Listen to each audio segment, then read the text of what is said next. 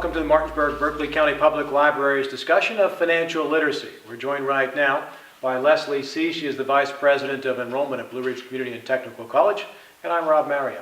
Leslie, what's the first thing a prospective student needs to know about financial aid and help to go to Blue Ridge Community and Technical College? The very first thing, I'm so glad you asked me that, Rob, is that a student must file for the FAFSA, which is the free, which I stress, application for federal student aid.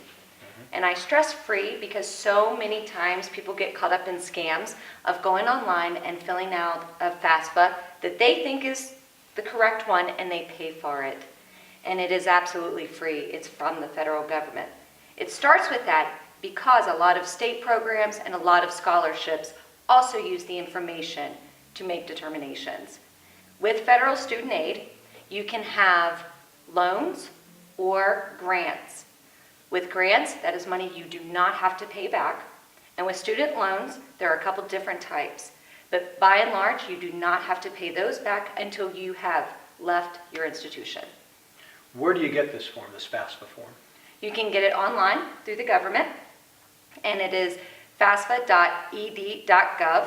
You can also go to your potential college's website and check it. On ours at blueridgectc.edu, right on the home page is a financial aid button that will walk you through absolutely everything you could possibly want to know about financial aid.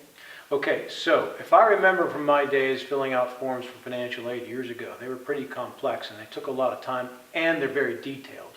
Who can help you through these forms? Well, I'm going to address two things with that. First, they can be overwhelming because it's asking such personal information. First and foremost, your financial aid counselor at your institution will sit down with you and assist you if you feel comfortable with that. But now, it is so intuitive and it's so consumer friendly. It pulls the information directly from the IRS. It can also pull information directly from Social Security. So the information that you used to have to sit, and I know what you're talking about, the old school, sitting and just completely filling it out, those days are gone. It's online and it's intuitive and it will only ask you questions as it pertains to you. Now this is you have a second part to that. The second part is if you're still not comfortable with that, maybe you're uncomfortable with the computer, or maybe you're so intimidated by the whole process that a financial aid counselor will sit down with you and go through it with you. Okay, so now that's step number one. You've got the form filled out. Now what happens? What typically happens is that form goes to what's called a central processing with the federal government. They crunch and data crunch and filter it, whatever that they do, and they determine what is called an EFC, or expected family contribution. And from that number, which is something your financial aid counselor could go in depth with, that number then helps determine what level of aid you're eligible for. At the federal level, you may be eligible for grants. The most common that you hear is Pell Grants, which has been extended. The legislature this year signed that it will continue. The Pell Grant is money you do not have to pay back, and it is need-based, meaning it's based on what your family's financial situation is. Depending on that level, then comes loans. And again, a lot of people, I don't want to go in debt. And you get to choose at what level of debt that you want to go to. Just because you're eligible doesn't mean you have to take it. And with the loans at Blue Ridge Community and Technical College, we use direct loans, which are directly from the federal government. With that, then you don't have to pay those back until after you graduate, which is great and convenient. And then a parent can also apply for the loans. So grants, don't have to pay those back? No. Loans, most likely do have to pay those back? Yes. Okay. When you get to an institution like Blue Ridge, and you've gone through the process and the forms, maybe you're still short of some money, are there other ways of finding money to help a prospective student? There are so many different options for funding your education, regardless of what that EFC is, regardless of your background. There are state programs. There are scholarships. And I tell people this, it can be cumbersome, but if you're willing to put in a little bit of the work, you can find a scholarship for pretty much anywhere.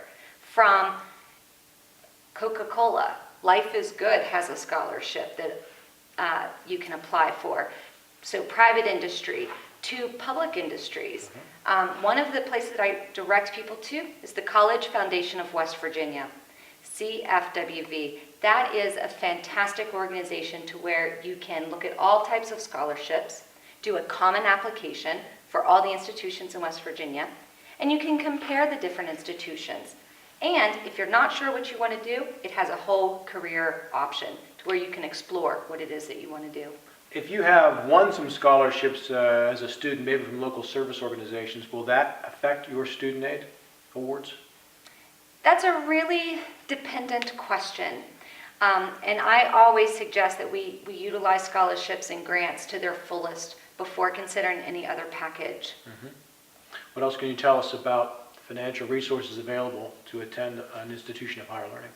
There are programs such as the Smart 529, which is such a brilliant program to where anybody can invest for a beneficiary and anybody can contribute. There are tax options.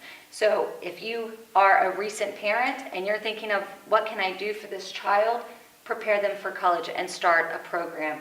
Start it early, and then that way, when it comes time for the child to move on to a higher institution of education, you don't have to worry about how you're going to fund it because you've been doing it for the last 18 years. Well, sometimes people might think, I don't have enough to really fund from a young age in education, but you've got maybe 18 or more years to work on that too. That's exactly right. And the earlier you start. But if you haven't and you're an adult and you have no other plan, there are so many programs out there for you as well. One of the programs that Cindy Hall talked about in another segment were seminars. And of those seminars, there are actually financial aid options for that, including the Higher Education Adult Part-Time Scholarship, which can pay for you to attend these seminars that aren't already free. Tell anybody who's watching this video right now what they should keep in mind when they think about the financial needs to go on to school. The biggest thing that I tell people is that it is not a cost, it's an investment. And going to higher education, whether it's with us at Blue Ridge or whether it's any other institution, you are investing in your future. And you have to consider what the payout will be. And you can find the cost, and your financial aid offices can absolutely help you with that. Leslie, thank you very much. Thank you, Rob.